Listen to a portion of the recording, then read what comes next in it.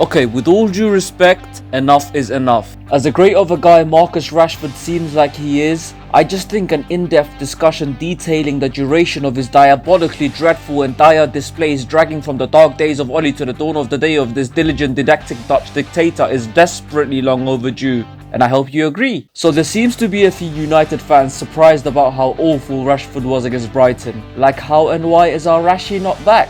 He's had time off, new season, new coach, new him, new me, new start, no. There are a few things wrong with that sort of thinking. First of all, no one cares about the new you. And second to that, time off / new coach is never what Marcus needed. So what does he need? Well, to answer that, we need to trace back to what's actually happened to him. Is he still carrying injuries? Are his off-the-field activities catching up to him? Has he lost the eye of the tiger after getting too much too soon? Is it perhaps burnout from too much too soon? Or maybe it's Ronaldo? Because you know, everything is his fault. Well, today I'm here to tell you that Rashford's decline is the result of none of the factors above. If it was, a summer break and pre-season would have been enough for him to return to form. So what is it exactly? Now, every football fan knows that as players get on in years, they become different. And for a player from the bracket Marcus Rashford comes from, it is essential that you add new dimensions to your game by your mid-20s, or maybe even earlier. And no, by bracket, I don't just mean the position he plays in. To show you what I do mean though, let's take a look at a few of those players from the bracket I alluded to. Wayne Rooney, Michael Owen, Marcus Rashford and Theo Walcott.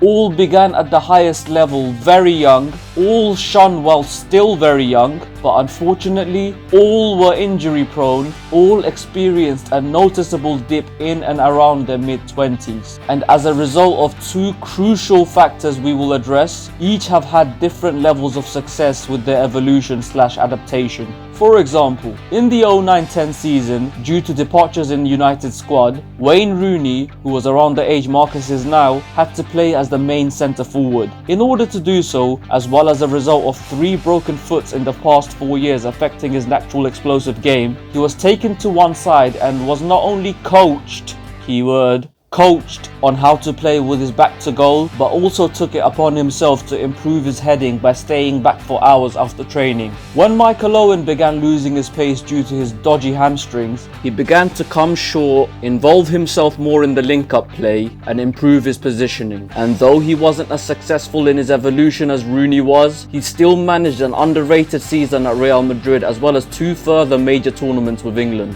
And then there were 2. Walcott and Rashford just didn't seem to get the same level of coaching, nor did they appear to have the initiative to realize the need for evolution. And those are the 2 things it comes down to. And it's a shame because while Rooney and Owen did eventually have to adapt, they had more dimensions to the game to begin with. Owen always had incredible anticipation, and for his size, he was excellent in the air, while Rooney, well, he had pretty much everything. In contrast, with Walcott and Rashford, they were bound to get figured out sooner or later, even if they didn't have injury problems. And when they eventually did, they just became wasteful and frustrating as they tried the same thing over and over again, expecting a different result. I remember Glenn Hoddle saying once that when he sees Walcott play, it seems like no one's really sat back with him and taught him the game. And genuinely, this is basically copy and paste with Rashford. He seems to lack basic footballing intelligence, and now that the players have figured him out, he's not quite sure how to respond.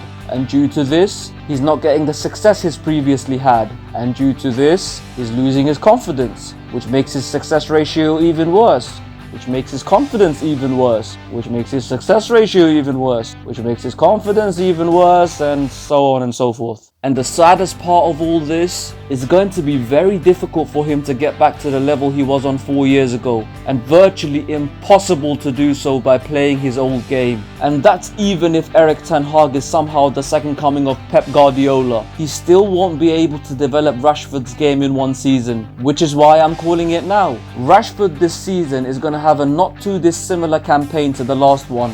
Sorry guys, it's just facts. Either way, I genuinely do hope Marcus makes it through this, because there obviously is both talent and dedication still there. And you know what? So is time.